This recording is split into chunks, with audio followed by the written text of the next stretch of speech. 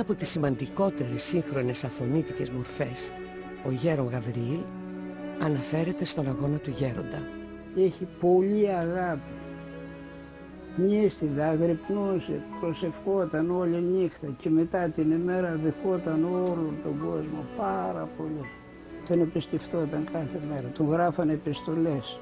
Όταν του πήγαιναν τα γράμματα, ήξερε ποια γράμματα είχαν μέσα χρήματα και τα γύριζε πίσω. Και εκείνα που δεν είχαν χρήματα, εκείνα κράταγε και άνοιγε και διάβασε.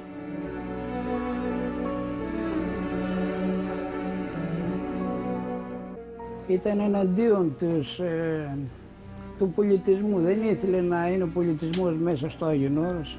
Ήταν εναντίον των δρόμων, των αυτοκινήτων. Ήθελε ο μοναχός να ζει απλά και να προσεύχεται, να αφιερώνει όλο τον χρόνο του στο Θεό, να προσεύχεται για τον εαυτό του και για τους άλλους. Βοηθούσε με την προσευχή του πάρα πολλούς ανθρώπους και με τις συμβουλές του.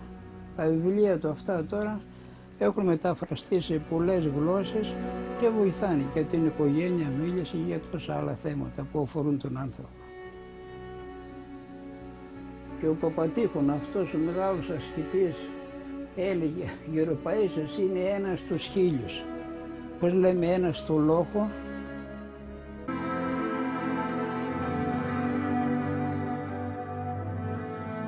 Για μένα ο Γεροπαΐσιος είναι ένας σύγχρονος Άγιος, ένας στάρετς μεγάλος. Βοήθησε πάρα πολλούς με τα βιβλία που έγραψε, λαϊκούς και μοναχούς. Εγώ αρκετές φορές όταν είχα προβλήματα πήγαινα και ερχόμουν και τον συμβολευόμουν.